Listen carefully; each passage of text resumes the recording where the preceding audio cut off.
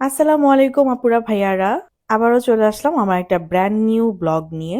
কুরবানি ঈদ চলে গেল, তাও কিন্তু মাস কয়েক হয়ে গেল। ব্যস্ততার খাতিরে কিন্তু আমার যে কুরবানির নলি ছিল সেগুলো রান্না করাই হয়নি। ভাবলাম আজকে রান্না করে ফেলি।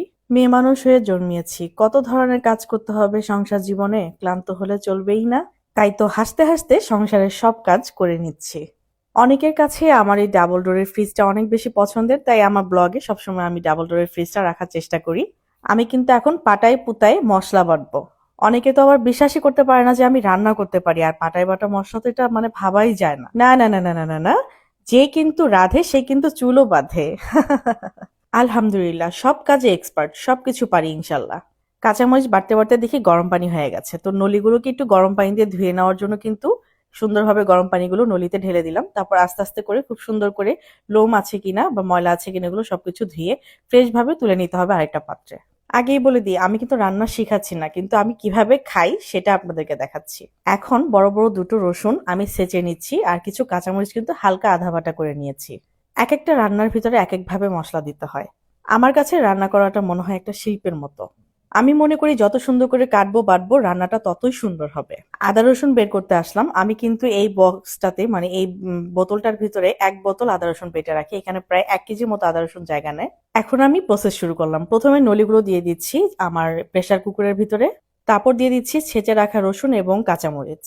এখন একে একে আদা রসুন বাটা দিব, মরিচের গুঁড়া দিব, হলুদের গুঁড়া দিব, লবণ দিব, তেল দিব, গরম মশলার গুঁড়া দিব।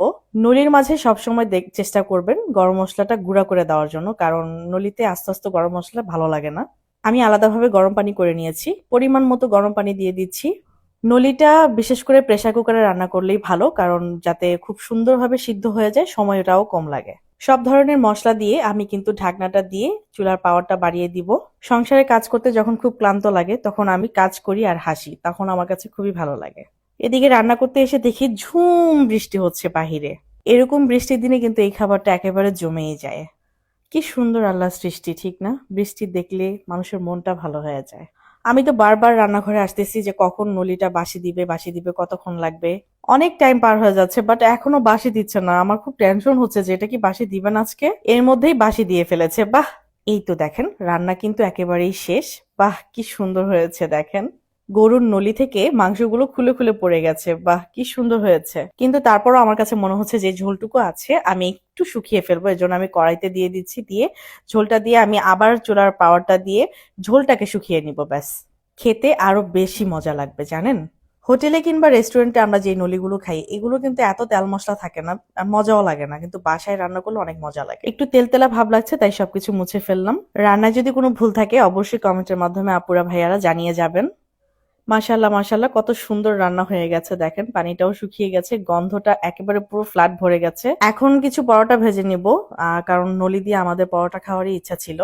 আর রাতের ডিনারে যদি এরকম নলি পরোটা থাকে গরম গরম, উফ, ওই রাতের ডিনারটা জমেই যায়, ঠিক না? ধীরে ধীরে সবগুলো পরোটা আমি আস্তে আস্তে বানিয়ে নিচ্ছি। প্রচুর গরম লাগতেছে, আমার পিঠ শরীর পুরোটাই ঘেমে গেছে গরমে। যদি কখনো এমন সামর্থ্য হয় রান্নাঘরে এসি লাগিয়ে নিব, কারণ খুব গরম লাগে। ওয়াও, অ্যামেজিং, ডিলিশিয়াস, কি যে সুন্দর হয়েছে রান্নাটা। খেতে এতটাই জুসি ছিল, নরম ছিল, একেবারে খুবই মজা লেগেছে। দেখতে সুন্দর হলে কিন্তু খেতেও মজা হয়। আর বসে থাকতে পারছি না, খুব ক্ষুধা লেগে গেছে দেখে। আমি এখন খেতে বসে যাব। সবাই কিন্তু জানিয়ে যাবেন গরুর নলিটা রান্না কেমন হলো।